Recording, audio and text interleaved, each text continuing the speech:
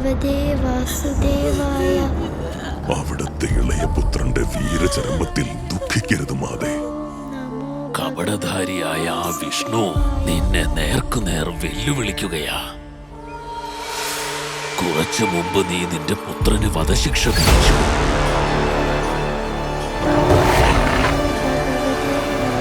എന്നാൽ അവൻ തന്റെ ഭക്തനെ സംരക്ഷിക്കാൻ ശ്രമിക്കുന്നു.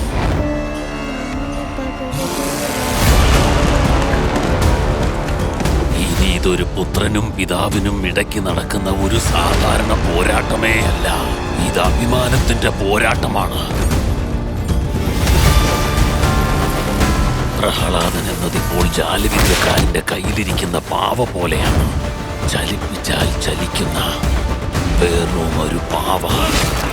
നിങ്ങളുടെ ഇനി മുതൽ ഉരുവിടുന്ന മന്ത്രങ്ങളിലല്ല ഉച്ചരിക്കേണ്ട ഒരേ ഒരു നാമം ഭഗവാൻ ഹിരണ്യകശിപു എന്നായിരിക്കണം. നിന്റെ വിഷ്ണു എല്ലായിടത്തും ഉണ്ടല്ലേ? അങ്ങനെയാണെങ്കിൽ അവൻ ദാ ഈ തൂണിലും ഉണ്ടായിരിക്കേണ്ടതല്ലേ?